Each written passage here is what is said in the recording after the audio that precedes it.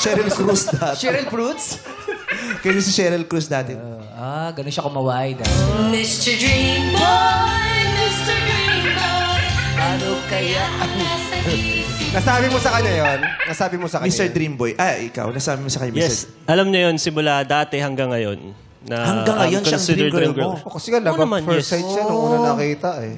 Actually, to prove that, simula nung third year hanggang nung 2021, diba? Nung nagkaroon ako ng chance, kakabreak ko pa lang dun sa long-term girlfriend ko.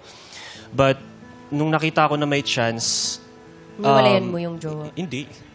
After ng breakup. After May chance, yung ka yes, nakita ko na may chance sa kanya and I was very, very honest.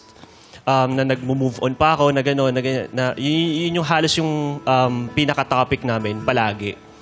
I was very transparent. It's kind of weird, pero kasi, di ba, sino yung lalaking nanliligaw or nagtatapat tapos sinasabi mo rin na kakabreak mo lang. Kapag ka nalulungkot ako, sinasabi ko talaga sa kanya. Sinasabi ko na, but I was very genuine as well dun sa love or sa feelings. Kasi ang tagal kong nag-antay, di ba? Ang tagal mong dream girl nag-antay. mo. So, sasabi mo, during the time na may girlfriend ka, may puwang spot pa rin siya. siya sa puso mo. Ganun.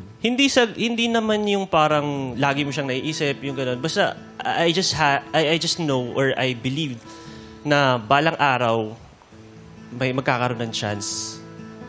Yung gano'n. Paano kung nagkaroon ng chance pero may girlfriend ka pa? Ay, hindi.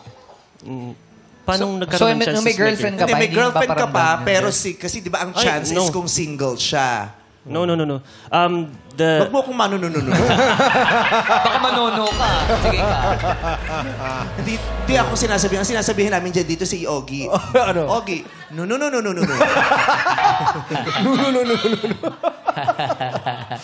Uy, nakakatawa ba yun, miss? Uy, ano ka ba? Tumawa ka naman. Joke pa kayo dali.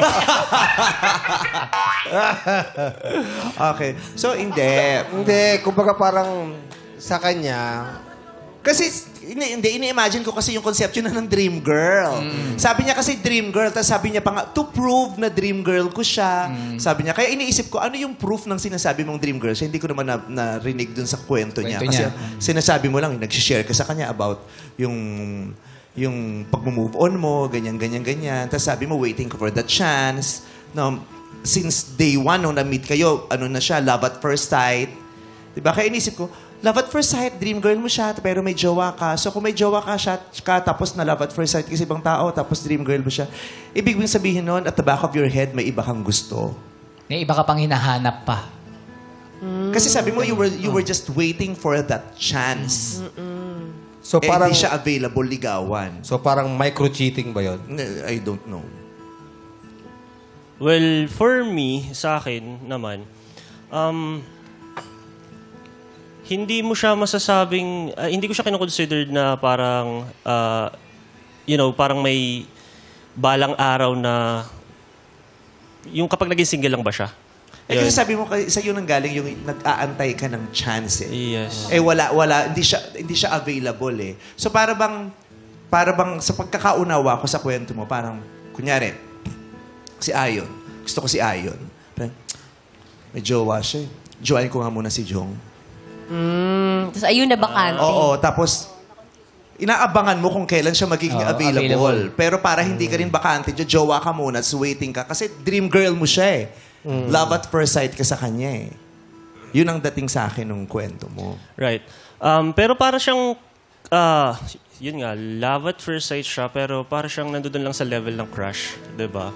Na tipong wala namang nangyari sa inyong something, di naman kayo nabigyan ng chance, so hindi siya lalalim. So, I just know na if yung panahon or yung mabigyan kami ng chance, then definitely kapag single ako and single din siya, and I never like think of her kapag nasa relasyon ako. Never.